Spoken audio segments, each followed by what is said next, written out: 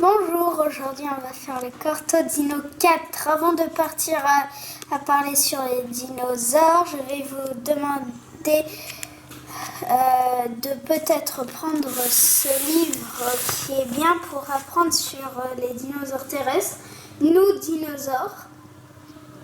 Et on va s'en servir un peu dans cette vidéo. Cortodino 4 pour rappeler, mais cette fois 3 dinosaures à en parler. Donc on va commencer à parler de ça. Le Concavenator pour commencer. Donc ce dinosaure est carnivore. Avec une crête pas très grande, pas plus grande que celle du Spinosaurus. Dans la vidéo numéro 1. Mais c'est un prédateur assez féroce, dont l'ossement est à l'Espagne actuelle. Voilà le Concavenator. Il y a moins 130 millions d'années à l'Espagne actuelle, ce dinosaure avait des plumes comme les vélociraptors. La beauté n'était pas une assurance vie, au contraire, elle pouvait parfois attirer de terribles ennuis. Il y a moins 130 millions d'années dans les territoires de l'Espagne actuelle, un Concavenator, chasseur de Conca, nom latin de la province espagnole de Cuenca, ouverte d'un plumage magnifique, s'avançait à pas du loup vers sa proie, donc il est carnivore. Cet animal multicolore et attirant se retrouvait souvent dans des situations difficiles. Les splendides motifs rouges ornant une bosse située sur son dos le faisaient repérer très facilement. Et ses proies ainsi prévenues se dépêchaient de partir. Mesurant près de 6 mètres de long, le Concavenator n'était pas un dinosaure carnivore. De petite taille, mais sa beauté rendait ses parties de chasse difficiles. Donc le Concavenator n'est pas petit, il est plutôt long. Après, on passe au Eutyrannus. Il est carnivore, dinosaure à plumes, qui est en Chine actuelle. Donc un genre de T-Rex avec des plumes. Il y a moins 125 millions d'années en Chine actuelle.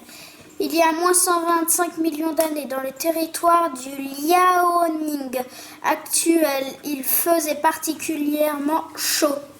Deux Eutyrannus, rois tyrans à plumes, passèrent à toute vitesse. Donc roi tyran, c'est aussi le surnom du T-Rex.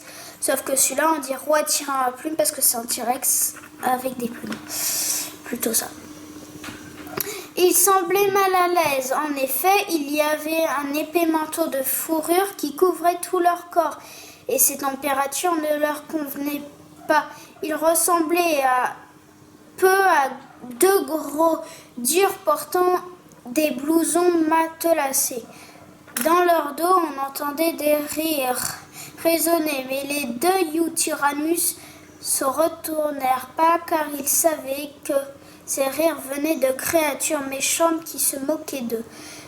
Cependant, ces moqueries n'eurent aucun impact sur l'humeur des Eutyrannus et ne les empêchèrent pas de devenir les créatures les plus puissantes de la région.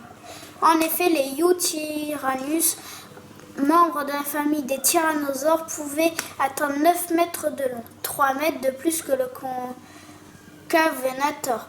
Plus important encore, la température commençait à baisser, annonçant un premier hiver.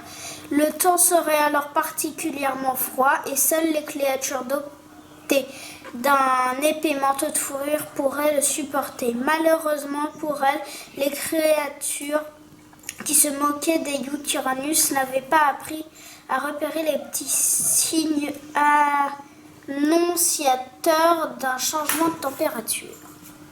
Iontyrannus. Et après, le mamie, un espèce de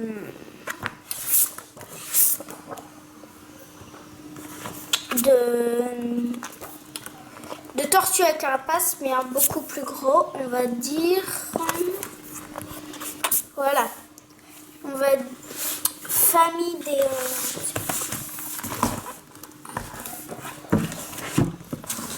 donc le mamie, voilà.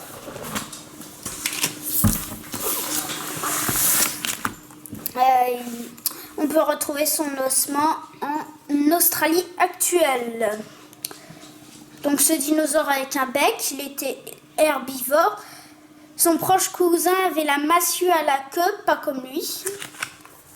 Il y a moins 115 millions d'années, en Australie actuelle. Il y a moins 115 millions d'années, dans le territoire de l'Australie actuelle, un mamie, nom du site de découverte, cheminait dans la plaine, tournant la tête en tous les sens à la recherche de fougères. Donc il était herbivore. Le temps avait été idéal avec de nombreuses averses. Pourtant, il n'y avait aucune fougère à l'horizon. Le mamie pestait alors qu'il baissait la tête et poursuivait ses recherches. Il faut excuser le tempérament du mamie. Rares sont les animaux qui auraient pu conserver leur bonne humeur alors qu'ils parcouraient de longues distances le ventre vide. Il y avait une chose dont le mamie pouvait être fier. Les prédateurs s'en prenaient à lui, avaient beaucoup de mal à le manger. En effet, il représentait les atouts d'un ankylosauridé.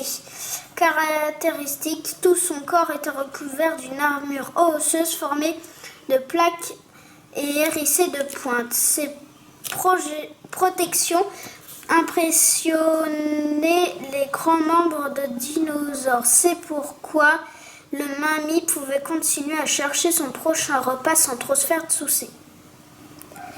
C'est fini. Au revoir pour la Cortodino 5.